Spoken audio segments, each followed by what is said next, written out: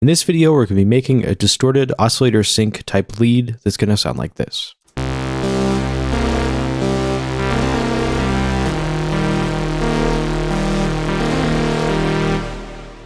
So this lead synthesizer patch has a really cool distorted and phasey quality to it, which will be created by running different frequency shifters inside of the synthesizer in parallel. So we'll be taking one oscillator, running it through some filtering, and we'll be splitting that signal into 3 different frequency shifters, and then running those signals into 3 different reverbs. So this is what will give us that really interesting and phasey quality. So let's go ahead and load up a new instance of the Massive synthesizer. And you want to make sure that this is set to the blank preset, which is different than the normal Massive X initialized preset. This is the blank preset. And the reason we're going to do that is so we can create our own custom internal routing. So first we'll take oscillator number 1, which will be our main oscillator for the synth patch. And then we'll take section F, which is going to be a filter. And then we want to have sections A, B, and C. So we'll route that into the various effects sections inside of the synthesizer. And then we'll change this to X plus Y plus Z, which will give us 4 different effects units all running in parallel sent to the master output. We'll run this first one into the first effects unit, second one into the second effects unit, and the third one into the third effects unit. Then for this patch, what makes it interesting is all the different effects routings that we'll have routed up down here. So we'll actually just leave this default wavetable at its default state, which just sounds like this. So it's just a basic waveform, but what will make this interesting is all the effects that we'll be adding in a little bit later. Now let's go ahead and go over to the amplifier envelope. Make sure the attack is all the way down, decay is at halfway, sustained is all the way up, and we'll just bump that release just slightly as well. Next, we want to add an instance of the Monarch filter. We want to bring the resonance all the way down and bring the frequency almost all the way up. Just bring that down just slightly, because we'll actually be modulating this to move downwards with the envelope here momentarily, and keep the frequency modulation amount to halfway so that we have some frequency modulation that you'll be able to hear that's created from the filter on the top end frequencies of the synthesizer. Then we'll go ahead and head over to the performance envelope, create 2 separate points, and then go ahead and tighten that up so we have a really short pluck, and we'll be applying that to the filter. So turn that all the way up and then go over to the keyboard trigger mode and enable it, and then that sounds like this. We can actually turn the volume down just slightly. So by itself it doesn't sound like much, but if we were to reduce this amount, it's giving us a little bit of that high end pluck, which will sound interesting once we start creating all the different phase modulations. So now with that out of the way, we can go ahead and start phasing the different oscillator copies off of one another. So let's go ahead and remove the signal of oscillator 3. So we just have oscillator B and oscillator A. And what we'll do here is we're actually not going to have anything loaded into effects slot A. So this will be a dry signal. I just decided to route everything up just so it's a little bit easier to see. So that's why I have it routed into effects slot A. And then for effects slot B, let's go ahead and load up the frequency shifter. Make sure that is set to the wide mode. Leave the mix at halfway. Keep the feedback where it's at. And then we're going to adjust the frequency control till it's in pitch with the other oscillator.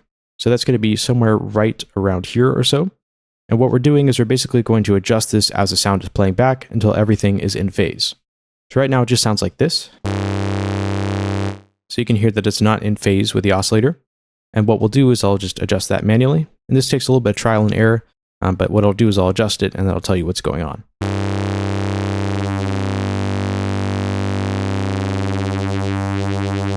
So there you can hear an oscillation happening, which is not what we're going for. We want it to be a sort of a sustained phasing tone.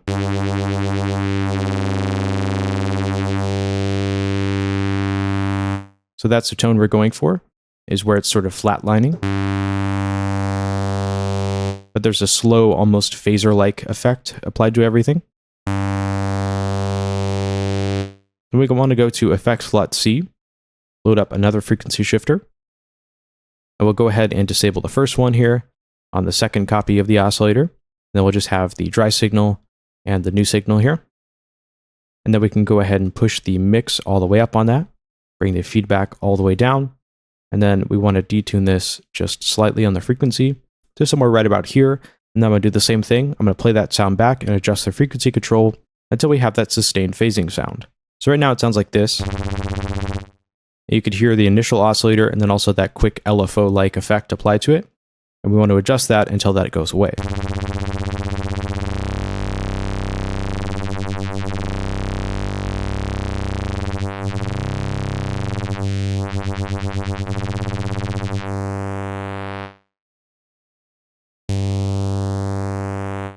There we go, that's the sound we're going after. So as you can see there, it takes a little bit of trial and error to get this at the exact phase that you're going for. You basically want to make sure that it has that flatline, slow phasing effect and there's not that quick oscillation happening. Which is a really nice effect. And then we'll go ahead and plug in the other oscillator. Then altogether, all those copies of the oscillator sound like this. So it gives us a really thick and lush sounding phasing effect. Now let's go ahead and add up individual reverbs to each of these individual channels.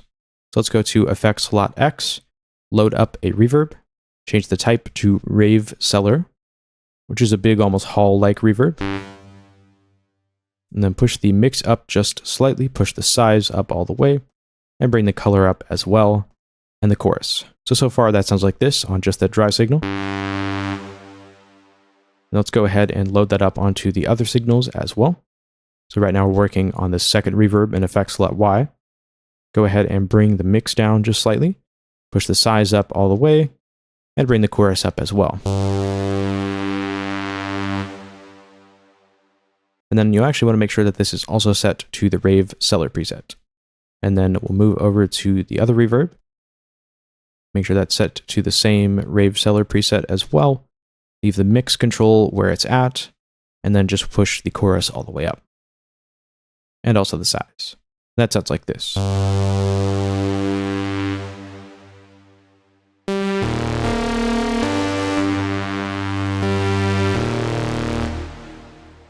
So by playing different notes on the synthesizer patch, you get all sorts of cool layered distortion effects whenever you start playing multiple notes at the same time, and also notes in different octaves.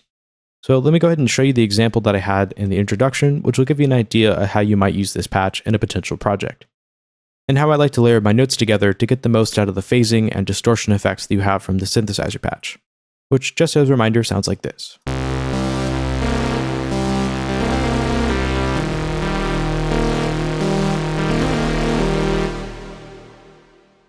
So let's go ahead and open those up. It's a pretty simple note sequence. For the first 2 bars, we have a C in the second octave playing a sustained bass note, which is layered below everything, and then that jumps up to a D sharp. So it jumps up 3 semitones from where we were at.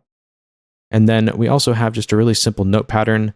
It's a G note jumping up to an A sharp in the second octave, back down to that G, and then we kind of run up the notes of that scale to do a little fill at the end. Then it goes back to that A sharp, and then back down to that G note as well. And then that sort of top line just repeats one more time.